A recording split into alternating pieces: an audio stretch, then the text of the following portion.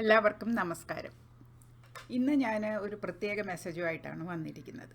ഞാൻ പല പ്രാവശ്യം പറഞ്ഞിട്ടുണ്ട്, ഞാൻ ഈ ഡയബറ്റിസ് കുറയ്ക്കാനുള്ള ശ്രമം തുടങ്ങിയത് ഒരു മാത്യൂസ് വൈദ്യർ എന്ന് പറയുന്ന വയനാട്ടിലുള്ള ഒരു വൈദ്യരുടെ സഹായത്തോടെയാണ്.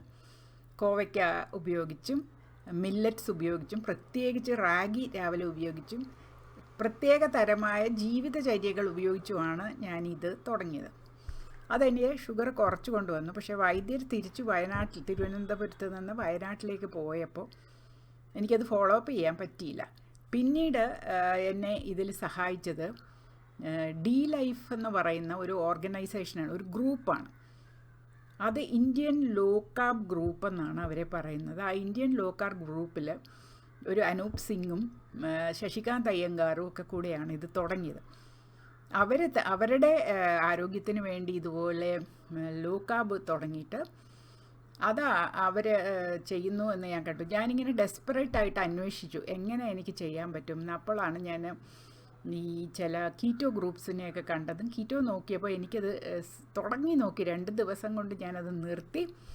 എനിക്ക് സാധിക്കുകയില്ല. എനിക്ക് കാർബോഹൈഡ്രേറ്റ് കുറയ്ക്കുകയാണ് ഡയബറ്റിസ് കൺട്രോൾ ചെയ്യാനുള്ള ഏറ്റവും പ്രധാനമായിട്ടുള്ള മെത്തേഡെന്ന്, ഡയറ്റാണ് ഏറ്റവും ഇമ്പോർട്ടൻ്റ് എന്ന് മനസ്സിലാക്കി ഞാനിങ്ങനെ ലോ കാർബ് എന്ന് സെർച്ച് ചെയ്തപ്പോൾ ഇന്ത്യൻ ലോ കാർബ് കമ്മ്യൂണിറ്റിയെ കണ്ടു.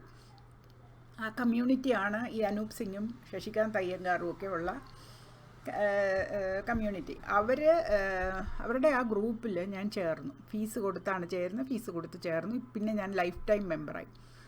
അപ്പോൾ ആ ഗ്രൂപ്പുകാരെന്നെ ഒരുപാട് സഹായിച്ചു. ഇടയ്ക്ക് വെച്ച് ഈ കോവിഡ് വന്നപ്പോൾ ഞാനിത് വീട്ടിലുള്ള കാര്യങ്ങളുടെ നടത്തിപ്പിന് വേണ്ടിയിട്ടും ഒക്കെ ഇരിക്കുന്നതിൻ്റെ ഇടയ്ക്ക് ഞാൻ ഇതൊക്കെ അങ്ങ് വിട്ടുപോയി. അപ്പോൾ ഞാനിപ്പോൾ തിരിച്ച് അതിലേക്ക് അവരുടെ അഡ്വൈസസൊക്കെ ഓർക്കുന്നുണ്ട്. അതുകൊണ്ടാണ് ഞാനിപ്പോൾ ഓൺലൈനായിട്ട് വന്നത്.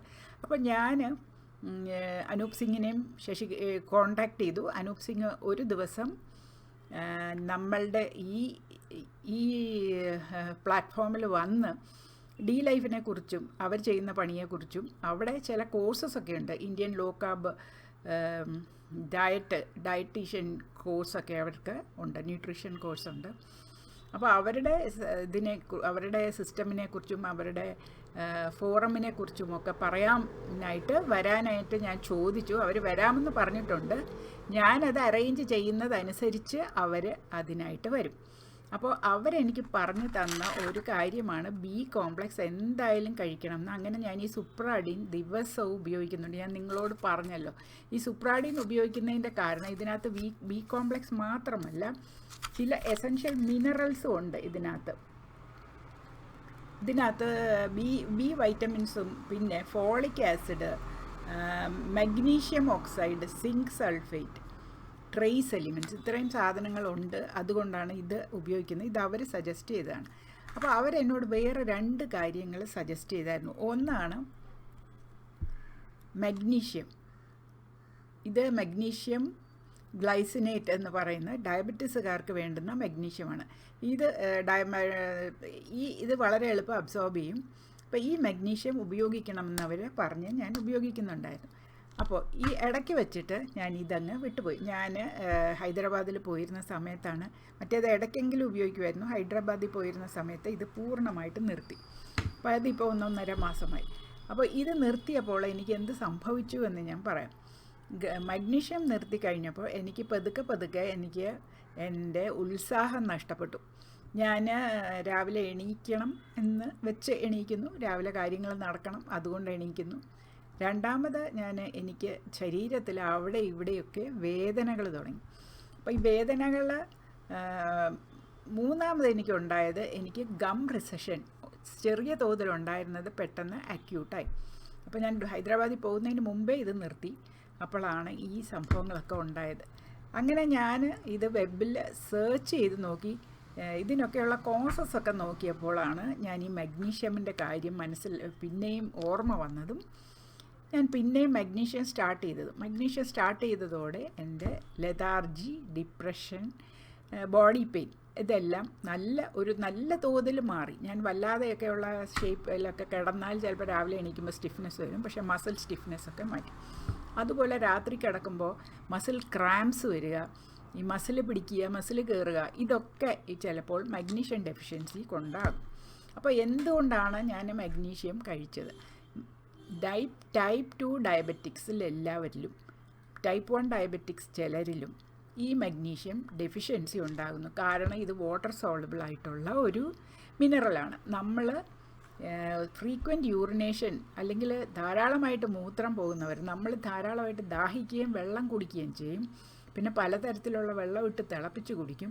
ഇങ്ങനെയൊക്കെ വെള്ളം കുടിക്കുമ്പോൾ നമ്മളത് എക്സ്ക്രീറ്റ് ചെയ്യുകയും ചെയ്യും. അപ്പം നമ്മൾ വിയർത്തോ മൂത്രത്തിൽ കൂടെയോ ഒക്കെ വെള്ളം എക്സ്ക്രീറ്റ് ചെയ്യുമ്പോൾ നമ്മുടെ ശരീരത്തിലെ മഗ്നീഷ്യം എക്സ്ക്രീറ്റ് ചെയ്യുന്നത് കൊണ്ട് നമ്മൾക്ക് മഗ്നീഷ്യം ഡെഫിഷ്യൻസി വരാനുള്ള ചാൻസ് എന്നല്ല, 90% ആയിട്ടുള്ള 99% ഡയബറ്റിക്സിലും ഈ മഗ്നീഷ്യം ഡെഫിഷ്യൻസി ഉണ്ട്.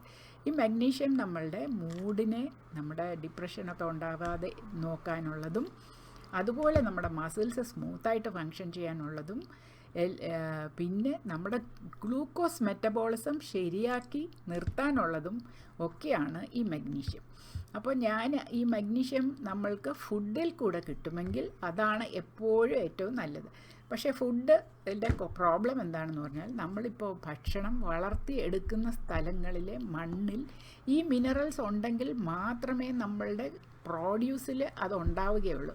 അപ്പോൾ ഓർഗാനിക്കായിട്ട് വളർത്തിയ organic vegetables, organic pulses, millets, grains ഒക്കെ ഉപയോഗിക്കുകയാണെങ്കിൽ ശരി, നമുക്ക് ഈ മിനറൽസ് എല്ലാം കിട്ടും. അതുപോലെ തന്നെ കുത്തരി, നമ്മളുടെ ഹോൾ ഗ്രെയിൻസിലാണ് ഇതുണ്ടാകുന്നത്. അപ്പോൾ ധാരാളമായിട്ട് മഗ്നീഷ്യം നമുക്ക് കിട്ടുന്ന ഫുഡ്സ് എന്തൊക്കെയാണെന്ന് പറഞ്ഞാൽ, പച്ചിലകൾ, ചീര, മുരിങ്ങയില, പിന്നെ സാമ്പാർ ചീര, ഇങ്ങനെയുള്ള പല ഇലകൾ നമ്മൾ ഉപയോഗിക്കും. രണ്ടാമത് ഹോൾ ഗ്രെയിൻ, ഈ കാണുന്നത് ബ്രൗൺ റൈസാണ്, ബ്രൗൺ ബസ്മതി റൈസാണ്. ബസ്മതിയുടെ brown rice, pulses and legumes. അപ്പോൾ ഈ പൾസസ് പരിപ്പ്, ഇത് തോലോട് കൂടിയായിട്ടെന്നുള്ള കപ്പലണ്ടി ഇതിനകത്ത് വരുന്നവരാണ്. ഗ്രൗണ്ട് നട്ട്സ് ആൻഡ് സീഡ്സ്, പിന്നെ ചെറുപയർ, ഇതൊക്കെ നമുക്ക് ഈ മഗ്നീഷ്യം നൽകുന്ന ഫുഡ്സാണ്. പക്ഷേ ഇത് വളരെ വേഗത്തിൽ മൂത്രത്തിൽ നഷ്ടപ്പെട്ടു പോകും. എന്നാൽ കിഡ്നി രോഗങ്ങൾ ഉള്ളവർക്ക് ഇതുപോലെയുള്ള സപ്ലിമെൻറ്റേഷൻ എടുക്കുന്നത് ചിലപ്പോൾ അവർക്ക് മഗ്നീഷ്യം ടോക്സിസിറ്റി ഉണ്ടാകും. കാരണം കിഡ്നി ഇതെല്ലാം പുറന്തള്ളുന്നില്ല, നമുക്ക് കൂടുതലായിട്ട് വരും. അതുപോലെ നമ്മൾക്ക് ഇത് 550 മില്ലിഗ്രാം സെർവിങ് ആണ്. ഒരെണ്ണത്തിൽ കൂടുതൽ ഒരു ദിവസം കഴിക്കാനും പാടില്ല. കൂടുതലായാലും മഗ്നീഷ്യം നമുക്ക് ഛർദിൽ, തലകറക്കം ഒക്കെ ഉണ്ടാക്കുകയും നോസിയ, വയറ് ക്രാമ്പിങ് ഒക്കെ ഉണ്ടാക്കുകയും വളരെ ഹൈ ഡോസിലാണെങ്കിൽ ഹാർട്ട് അറ്റാക്ക് വരെ ഇത് ഉണ്ടാക്കാം, കാർഡിയാക് അറസ്റ്റ് വരെ ഉണ്ടാക്കാം. അതുകൊണ്ട് ഇതുപോലെയുള്ള സപ്ലിമെൻറ്റ്സ് കഴിക്കുമ്പോൾ നമ്മുടെ മരുന്നുകളിൽ നമ്മൾ എന്തൊക്കെ കഴിക്കുന്നു എന്ന് മനസ്സിലാക്കി ഡോക്ടറോട് ചോദിച്ചിട്ട് മാത്രമേ ഈ സപ്ലിമെൻറ്റ്സ് കഴിക്കാവൂ. ഈ മഗ്നീഷ്യത്തിനെ കുറിച്ചുള്ള ചെറിയ ചെറിയ റിസർച്ചസ്, ഇതൊന്നും ഡീറ്റെയിൽഡ് ആയിട്ടൊന്നും വലിയ, നമ്മളിപ്പോൾ കോവിഡ് വാക്സിനെ കുറിച്ചൊക്കെ നടത്തുന്ന പോലെയുള്ള റിസർച്ച് നടക്കത്തില്ല. കാരണം അത്രമാത്രം പണം കിട്ടുന്ന ഒരു സ്രോതസ്സല്ല ഇതൊക്കെ. അപ്പോൾ പണം കിട്ടുന്നതിൽ ഈ ഡ്രഗ് കമ്പനിക്ക് ഇൻവെസ്റ്റ് ചെയ്തിട്ട് കാര്യമുള്ളൂ. അവർ നാട്ടുകാരെ നന്നാക്കാനായിട്ട് കമ്പനി തുടങ്ങിയതല്ല, അവർ ലാഭമുണ്ടാക്കാൻ തുടങ്ങിയതാണ്. അപ്പോൾ ആ കമ്പനികളുടെ ആണ് നമ്മൾ റിസർച്ചിനെല്ലാം ഡിപ്പെൻഡ് ചെയ്യുന്നത്. നമ്മളുടെ ഗവൺമെൻറ് അതിൻ്റെ പൈസ ഉപയോഗിക്കുന്നത് ഇങ്ങനെയുള്ള കാര്യങ്ങൾക്കും കൂടെ വിനിയോഗിച്ചാൽ നമ്മളെ പോലെയുള്ള സാധാരണക്കാർക്ക് അത് ഉപയോഗം ആവും. അപ്പോൾ ഞാൻ ഈ പർട്ടിക്കുലർ മഗ്നീഷ്യം ഗ്ലൈസിനേറ്റ് വാങ്ങിക്കാൻ കാരണം, ഇത് 120 വെജിറ്റബിൾ ടാബ്ലറ്റ്, ഇതിന് വില ഏതാണ്ട് 1000 രൂപ എന്നിട്ടിട്ടുണ്ട്. 700 സംതിങ് ആകും. ഏതാണ്ട് 6 രൂപ ചിൽവാനോ ഒരു ഗുളികയ്ക്ക് വരും. അപ്പോൾ അത് ഞാൻ റെഗുലറായിട്ട് കഴിക്കാൻ വീണ്ടും തീരുമാനിച്ചു. കാരണം ഞാൻ പറഞ്ഞതുപോലെ ക്ഷീണം, ബോഡി പെയിൻ, ഗം റിസഷൻ, ഇതെല്ലാം ഗം റിസഷൻ ഉള്ള ആളുകളിൽ കാൽഷ്യം മഗ്നീഷ്യം റേഷ്യോയിൽ മഗ്നീഷ്യം കുറഞ്ഞിരിക്കുന്നതായിട്ട് കണ്ടു എന്നും ഒരു റിസർച്ച് റിപ്പോർട്ടുണ്ട്. അപ്പോൾ എനിക്ക് ഈ അവസ്ഥകളിലൊക്കെ മഗ്നീഷ്യം നല്ലതുപോലെ കുറഞ്ഞിരുന്നു. അതിൻ്റെ എല്ലാ സിംറ്റംസും ഉണ്ടായിരുന്നു. Difficulty in controlling diabetes, muscle pain, രാവിലെ എണീക്കണമെന്ന് തോന്നാതെയുള്ള ഡിപ്രഷൻ, ഗം റിസഷൻ, ഇതെല്ലാം ഇത് പെട്ടെന്ന് അഗ്രാവേറ്റ് ചെയ്യുക. ഇതെല്ലാം ഈ കാരണങ്ങൾ കൊണ്ടാണ് ഞാൻ ഈ മഗ്നീഷ്യത്തിൻ്റെ കാര്യം പറയാൻ ഉദ്ദേശിച്ചത്. അപ്പോൾ മഗ്നീഷ്യത്തിൽ എന്തൊക്കെ ആണ് മഗ്നീഷ്യം ചെയ്യുന്നത് എന്ന് നമുക്ക് നോക്കാം.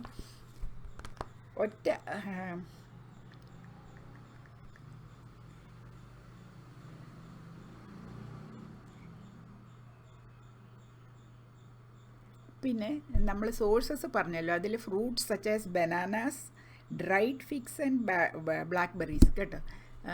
അതുകൊണ്ട് ഈ ഫിഗ്സ്, അത്തിപ്പഴം ഉണക്കിയതൊക്കെ കിട്ടും, നമ്മൾ അതൊന്നും വാങ്ങിക്കേണ്ട, ബനാന കഴിച്ചാൽ മതി. പക്ഷേ ബനാന ഡയബറ്റിസ് ഉള്ളവർക്ക് സൂട്ടബിൾ അല്ല എന്നാണ് എൻ്റെ അനുമാനം.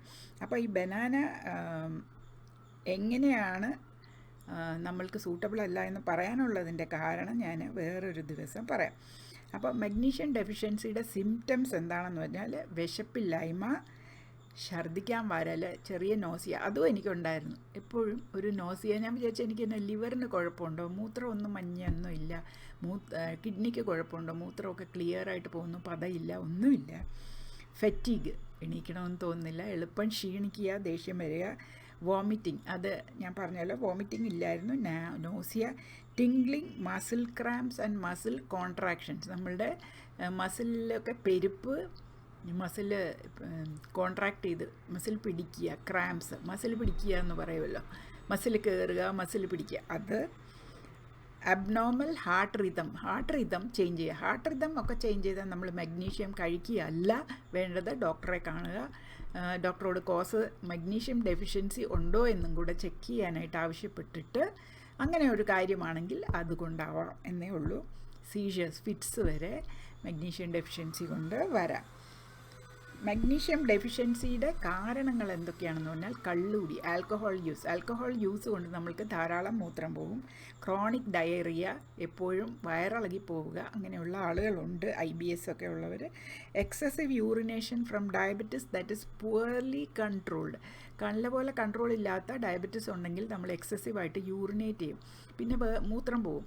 പിന്നെ വേറൊരു കാര്യം എന്താണെന്ന് പറഞ്ഞാൽ മഗ്നീഷ്യം ഡെഫിഷ്യൻസി ആണെങ്കിൽ പുവർലി കൺട്രോൾ ഡയബറ്റിസ് ആയിരിക്കും, പുവർലി കൺട്രോൾ ഡയബറ്റിസ് ആണെങ്കിൽ മഗ്നീഷ്യം ഡെഫിഷ്യൻസി ആയിരിക്കും. പിന്നെ മാൽ അബ്സോർപ്ഷൻ, നമ്മളുടെ വയറ്റിൽ നിന്നുള്ള അബ്സോർപ്ഷൻ കുറഞ്ഞിരിക്കുക, അബ്സോർബ് ചെയ്യാനുള്ള കപ്പാസിറ്റി കുറഞ്ഞിരിക്കുക. IBS പോലെയുള്ള ഈ inflammatory bowel disease, coeliac disease, Crohn's disease എന്നൊക്കെ പറയുന്ന പലതരം കുടലിൻ്റെ രോഗങ്ങളുണ്ട്. ഇൻഫ്ലമേറ്ററി ബവൽ ഡിസീസ് അതിലൊന്നാണ്. പല ഫുഡ് ഇൻടോളറൻസസ്, ചീരയിലയൊക്കെ കഴിച്ചാൽ എനിക്ക് ഉടനെ വയറിളകുന്ന ഒരു സ്വഭാവമുണ്ട്. പിന്നെ മാൽ ന്യൂട്രീഷൻ എന്ന് പറഞ്ഞാൽ നമുക്ക് ആവശ്യത്തിന് ആഹാരമില്ലാതെ ഇരിക്കുന്ന അവസ്ഥയാണെന്നാണ് നമ്മൾ വിചാരിച്ചിരുന്നത്. ഇപ്പോൾ നമുക്ക് 4 നേരം വേണമെങ്കിൽ ചോറുണ്ണാനും ഗവൺമെൻറ് റേഷൻ ധാരാളമായിട്ട് തരുന്നുണ്ട്, അരി തരുന്നുണ്ട്, ഗോതമ്പ് തരുന്നുണ്ട്. അപ്പോൾ ഈ അരിയും ഗോതമ്പും ഒക്കെ ഉള്ളതുകൊണ്ട് നമ്മൾ വയറ് നിറച്ചിരിക്കുന്നു. അപ്പോൾ നമുക്ക് മാൽന്യൂട്രീഷൻ ഇല്ല എന്നുള്ള ഒരു മിഥ്യാധാരണ നമുക്കുണ്ട്. എന്നാൽ മാൽന്യൂട്രീഷൻ എന്ന് പറഞ്ഞാൽ വയറ് നിറഞ്ഞിരിക്കുക, ചാകാതെ ഇരിക്കാനുള്ള എനർജിക്കുള്ള ഫുഡ് കിട്ടുക എന്നുള്ളതല്ല. മാൽന്യൂട്രീഷൻ എന്ന് പറഞ്ഞാൽ നമ്മൾക്ക് ആവശ്യമുള്ള എല്ലാ ന്യൂട്രിയൻസും കിട്ടണം. ഏതെങ്കിലും ഒരു ന്യൂട്രിയൻ്റ് നമുക്ക് കുറവാണെങ്കിൽ നമ്മൾ മാൽനറിഷ്ഡാണ്. നമുക്ക് വൈറ്റമിൻസ് ഏതെങ്കിലും കുറവാണെങ്കിൽ, വൈറ്റമിൻ C കുറവാണെങ്കിൽ നമുക്ക് ഗം ഡിസീസ് വരാം. ഈ മഗ്നീഷ്യം കഴിക്കുമ്പോൾ നമ്മൾ വൈറ്റമിൻ Cയും കഴിക്കണം. കാൽസ്യം കഴിക്കുമ്പോൾ എപ്പോഴും മഗ്നീഷ്യം അതിൻ്റെ കൂടെ കാണണം. കാൽസ്യവും മഗ്നീഷ്യവും കൂടെ കഴിച്ചില്ലെങ്കിൽ കാൽഷ്യം മഗ്നീഷ്യം റേഷ്യോ മാറുകയും ഇതുപോലെ ഗം റിസഷൻ ഉണ്ടാവുകയും ചെയ്യും എന്നാണ് പറയുന്നത്. കാൽസ്യം കഴിച്ചുകൊണ്ടല്ല, കാൽഷ്യം മഗ്നീഷ്യം റേഷ്യോ മഗ്നീഷ്യത്തിൻ്റെ തോത് കുറയുമ്പോൾ. അപ്പോൾ നമ്മൾ മാൽന്യൂട്രീഷൻ എന്ന് പറയുന്നത് പ്രോട്ടീൻ കുറഞ്ഞാൽ മാൽന്യൂട്രീഷനാണ്. അപ്പോൾ അവർ പറയുന്ന ഒരു ഇതുണ്ട്, പ്രോട്ടീൻ എനർജി മാൽന്യൂട്രീഷൻ. നമ്മൾ എനർജി ധാരാളം ഉള്ള ഭക്ഷണങ്ങൾ കഴിക്കുന്നുണ്ട്, ഫാറ്റും കാർബ്സും, പക്ഷെ പ്രോട്ടീൻ കഴിക്കുന്നില്ല. ഇവിടെയുള്ള ധാരാളം കാര്യങ്ങൾ അങ്ങനെയാണ്. നമ്മൾ പഫ്സും മറ്റേതും മറിച്ചതും ഒക്കെ കഴിക്കുമ്പോൾ നമുക്ക് ധാരാളം ഗ്രെയിൻസും ധാരാളം ഫാറ്റും കിട്ടുന്നുണ്ട്, പക്ഷേ നമുക്ക് പ്രോട്ടീൻ കുറയുന്നു. അപ്പോൾ അങ്ങനെയുള്ള പലതരം മാൽന്യൂട്രീഷൻ ഉണ്ട് എന്ന് നമ്മൾ മനസ്സിലാക്കണം. അപ്പം ഞങ്ങളുടെ വീട്ടിൽ എല്ലാ നേരവും ആഹാരം ഉള്ളതുകൊണ്ട് ഞാൻ മാൽന്യൂട്രീഷനുള്ള ആളല്ല എന്ന് ചിന്തിക്കുന്നത് അബദ്ധമാണ്. പിന്നെ ഒരെണ്ണം, ചില മരുന്നുകളും നമുക്ക് ഇതുപോലെ മഗ്നീഷ്യം അബ്സോർപ്ഷൻ കുറയ്ക്കും. അപ്പോൾ നമ്മളിപ്പോൾ മനസ്സിലാക്കിയത് ഞാൻ സമ്മറൈസ് ചെയ്യാം. പിന്നെ നിങ്ങളോട് സമ്മറൈസ് ചെയ്യുന്നത്, മഗ്നീഷ്യം എന്ന് പറയുന്നത് ടൈപ്പ് 2 ഡയബറ്റിക്സിന് വളരെയധികം ആവശ്യമുള്ള ഒരു സപ്ലിമെൻ്റാണ്, ആവശ്യമുള്ള ഒരു മിനറലാണ്. നമ്മൾക്ക് വയസ്സായതും ഡയബറ്റിസ് ഉള്ളതുമായ ആളുകൾക്ക് പലപ്പോഴും കുടലിൽ നിന്നുള്ള അബ്സോർപ്ഷനും കുറവായിരിക്കും. പിന്നെ ധാരാളമായിട്ട് യൂറിനേറ്റ് ചെയ്യും. പുവർലി കൺട്രോൾ ഡയബറ്റിസ് ഉണ്ട്. ഈ യൂറിനേറ്റ് ചെയ്യുമ്പോൾ നമ്മുടെ മഗ്നീഷ്യം ലൂസ് ചെയ്ത് പോയിക്കൊണ്ടേയിരിക്കും. അപ്പോൾ നമുക്ക് മഗ്നീഷ്യം ഡെഫിഷ്യൻസി വരും. മഗ്നീഷ്യം ഡെഫിഷ്യൻസി വരുമ്പോൾ നമ്മുടെ ഷുഗർ കൂടും, നമ്മൾ വീണ്ടും കൂടുതൽ യൂറിനേറ്റ് ചെയ്യും, മരുന്ന് കൂടുതൽ കുത്തിവെക്കും. പക്ഷേ എന്നാൽ ഈ ഡെഫിഷ്യൻസിനെ അത് അഡ്രസ്സ് ചെയ്യത്തില്ല. നമുക്ക് ഡയബറ്റിസ് കൺട്രോൾ ചെയ്യാൻ പ്രയാസം ഉണ്ടാകും.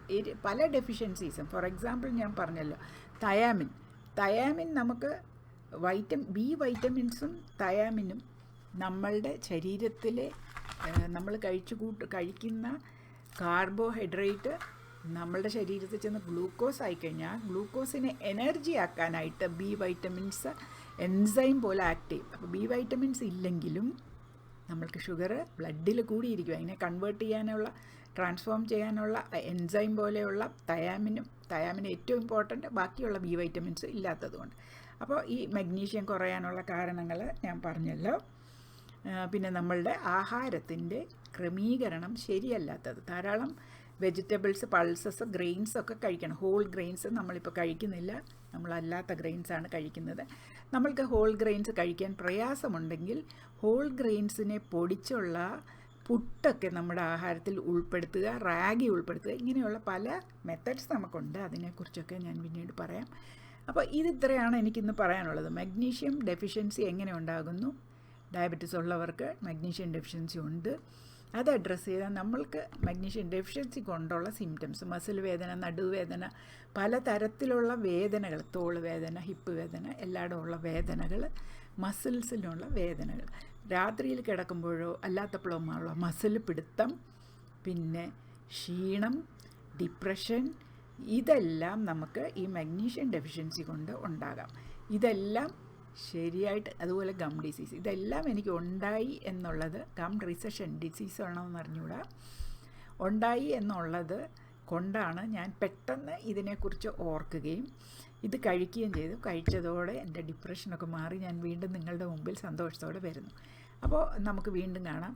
ഞാൻ ഈ അനൂപ് സിംഗിൻ്റെയും ശശികാന്ത് അയ്യങ്കാറുമായിട്ടുള്ള ഇൻ്റർവ്യൂ അപ്ലോഡ് ചെയ്യാം. അത് ഇംഗ്ലീഷിലായിരിക്കുമല്ലോ, കാരണം അവർ ഈ കേരളത്തിന് വെളിയിലുള്ള ആളുകളാണ്. ശശികാന്ത് അയ്യങ്കാർക്ക് തമിഴ് പറയാനൊക്കുമായിരിക്കാം. പിന്നീട് ഞാൻ ഒരാളെ കൂടെ കോൺടാക്റ്റ് ചെയ്യാൻ ശ്രമിക്കുന്നുണ്ട്. ആളെ കോൺടാക്റ്റ് ചെയ്തു, വരാമെന്ന് പറഞ്ഞിട്ടുണ്ട്. പക്ഷേ വളരെ ബിസി ആയതുകൊണ്ടാണ്. ഞാൻ പറഞ്ഞ മാത്യൂസ് വൈദ്യൻ, പാലക്കാട് അപ്പുറത്ത് സൈലൻറ്റ് വാലിയിൽ നിന്നാണ് പുള്ളി മരുന്നുകളൊക്കെ കളക്ട് ചെയ്യുന്നത്. അദ്ദേഹത്തിൻ്റെ സൗകര്യമനുസരിച്ച് ഒരു ദിവസം അദ്ദേഹത്തിനെയും ഈ പ്ലാറ്റ്ഫോമിൽ കൊണ്ടുവരണമെന്ന് എനിക്ക് അതിയായ ആഗ്രഹമുണ്ട്.